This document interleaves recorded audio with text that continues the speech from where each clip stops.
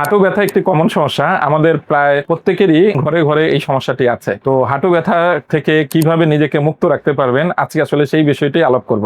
হাঁটু ব্যথা সাধারণত বয়স বাড়ার সাথে সাথে আপনাদের হাঁটু ব্যথা হয়ে থাকে, এটাকে আমরা বয়সজনিত হাঁটু ব্যথা বলে থাকি।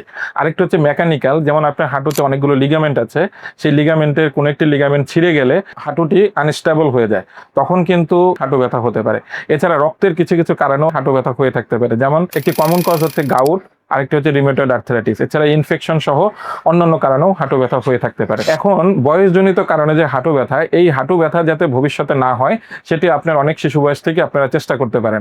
খুব তিনটা জিনিস মনে রাখবেন: যারা নিয়মিত খেলাধুলা করবে, যারা নিয়মিত সূর্যের আলোতে যাবে, যাদের ওয়েট বাড়বে না এবং পুষ্টিযুক্ত খাবার খাবেন, তাদের কিন্তু ভবিষ্যতে আর কখনো হাঁটু ব্যথা হবে না। এখন আপনার বয়স 40 অথবা 50 অথবা 60, যখন আপনার হাঁটু ব্যথাটি শুরু হয়ে গেছে, তখন আপনি কি চেষ্টা করবেন?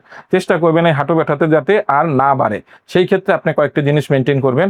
আপনি যদি ডায়াবেটিস, প্রেশার বা থাইরয়েড এই সমস্যাগুলো থেকে থাকে, সেগুলোকে আপনি নিয়ন্ত্রণ করার চেষ্টা করবেন।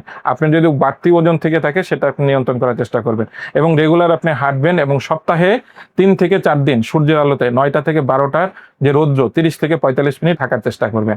আরেকটি যে কমন কজ, খেলতে গিয়ে অথবা সিঁড়ি থেকে পড়ে গিয়ে অথবা আঘাতের কারণে আপনার যদি মেকানিক্যাল ইনজুরি আমরা বলে থাকি, লিগামেন্ট ইনজুরি হয়ে থাকে, তাহলে অবশ্যই ডাক্তারের শরণাপন্ন হবেন। ডাক্তার আপনাকে যদি সার্জারির পরামর্শ দেয়, সার্জারি করবেন। আবার যদি ডাক্তার আপনার পরামর্শ দেয় না, সার্জারি লাগবে না, তাহলে সার্জারি লাগবে না। নর্মাল যে এক্সারসাইজ এবং ওষুধ, তার মাধ্যমেই কিন্তু লিগামেন্টটি ঠিক করে নিতে পারেন। সেই ক্ষেত্রেও কিন্তু ভবিষ্যতে আপনার আর হাঁটু ব্যথা হবে না। আরেকটি কমন কজ আমাদের এখানে আছে, যেটি হচ্ছে গাউট এবং রিমেটয়েড আর্থ্রাইটিস। গাউটের কারণে কিন্তু হাঁটু ব্যথা হয়ে থাকে। সেই ক্ষেত্রে ডাক্তার আপনাকে কিছু খাবার পরামর্শ দিয়ে থাকেন, এই খাবারগুলো আপনি খাবেন না, এবং কিছু মেডিসিন দিয়ে থাকে যে গাউটের কারণে যে হাঁটু ব্যথাতে হয়ে থাকে সেটিও নিয়ন্ত্রণে রাখতে পারবেন। এছাড়া আরো কিছু কজ আছে, যেমন রিমেটয়েড আর্থ্রাইটিস, ইনফেকশন, এগুলো ডাক্তারের শরণাপন্ন হলে হাঁটুতে যে ব্যথা হওয়ার যে কারণটি, সেটি আপনি নির্মূল করতে পারবেন। মনে রাখবেন, হাঁটু ব্যথা হওয়ার থেকে হাঁটু ব্যথা যাতে না হয় সেই দিকে আমরা সবসময় নজর দেব। সবাই ভালো থাকবেন, সুস্থ থাকবেন।